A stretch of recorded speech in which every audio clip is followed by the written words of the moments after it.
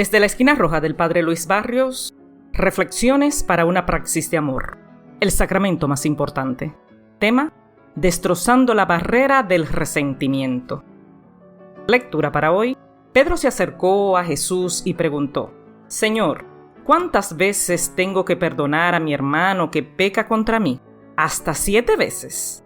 No te digo que hasta 7 veces, sino hasta 70 veces 7, contestó Jesús. Mateo capítulo 18, versículos del 21 al 22.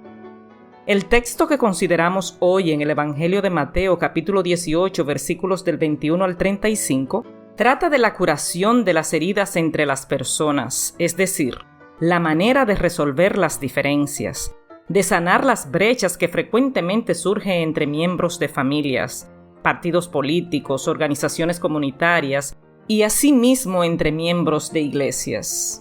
Es sobre el cómo disolver los resentimientos y resolver las amargas enemistades y las peleas que a veces estallan.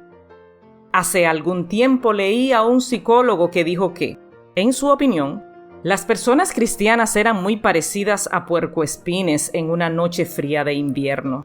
El frío los lleva a amontonarse para mantenerse calientes, pero en cuanto se acercan uno al otro empiezan a pincharse con la columna y eso los obliga a separarse.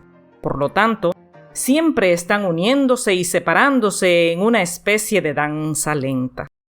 Puede que haya mucho de cierto en eso.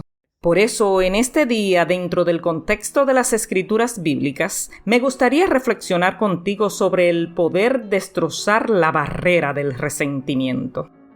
El resentimiento es la acción y efecto de resentirse, tener un enojo o pesar por algo. El resentimiento se refleja en diversos sentimientos y actitudes, como la hostilidad hacia algo o alguien, la ira no resuelta sobre un acontecimiento, el enfurecimiento o la incapacidad para perdonar. Hay miles de personas en el mundo que viven vidas amargadas y llenas de odio porque no saben perdonar o no han aprendido a perdonar. Para muchas de estas personas tal vez les sea difícil perdonar porque el perdón en sí proviene de Dios. Y como estas personas no tienen a Dios en sus corazones, fracasan en el intento de borrar de su vida los malos recuerdos y abusos que han recibido de otras personas. Para saber perdonar hay que tener el amor de Dios en nuestro corazón. Hay un pensamiento que dice: errar es humano, pero perdonar es divino. A mí me parece que para perdonar hay que tener el corazón de Dios. Perdonar no es solamente posible, es necesario para poder ser felices. El Evangelio de Mateo, capítulo 18, versículos del 21 al 35, es una receta para perdonar, la única manera de romper la barrera del resentimiento que nos separa. El perdón, por supuesto, es la virtud que más disfrutamos y menos empleamos en nuestra experiencia cristiana. A todos y todas nos encanta ser perdonados, perdonadas. Lo esperamos y lo queremos, pero nos resulta difícil perdonar. Nos resistimos y muchas veces nos negamos a hacerlo. La pregunta de Pedro no es una cuestión de con qué frecuencia, es decir, cuántas veces debo perdonar a mi hermano o mi hermana. Esa no es realmente la cuestión. Hay un asunto más profundo detrás de eso. La verdadera pregunta es: ¿por qué debería perdonar? Cuando veas que debes perdonar, entonces entenderás como Pedro que no hay límite alguno para el perdón. ¿Por qué debería perdonar a mi hermano o mi hermana? Jesús nos da esta parábola del mayordomo que no perdona. La parte inicial se encuentra en los versículos del 23 al 30. Y la moraleja de esta parábola enseñada por Jesús es que, cuando nos damos cuenta de cuánto nos ha perdonado Dios de nuestros muchos pecados y cómo nos perdona una y otra vez sin llevar un registro, a medida que nos arrepentimos sinceramente de nuestros pecados, deberíamos producir en nosotras una actitud libre y generosa de perdón hacia las demás personas. El Salmo 103:12 dice: Como está de lejos el oriente del occidente, así alejó de nosotros nuestras transgresiones. Si Dios continuamente nos muestra algo de gracia y misericordia, ¿no deberíamos tratarnos unos a otras con la misma empatía y compasión? Cuando no perdonamos a las demás personas, como en el caso de este siervo que no perdona, nos estamos quedando fuera de la gracia y la misericordia de Cristo de habernos perdonado. Y lo que suceda eventualmente regresará a nosotros, nosotras. Jesús lo dice de esta manera en el Padre Nuestro, Mateo 6. Y perdónanos nuestras deudas, como nosotros perdonamos a nuestros deudores.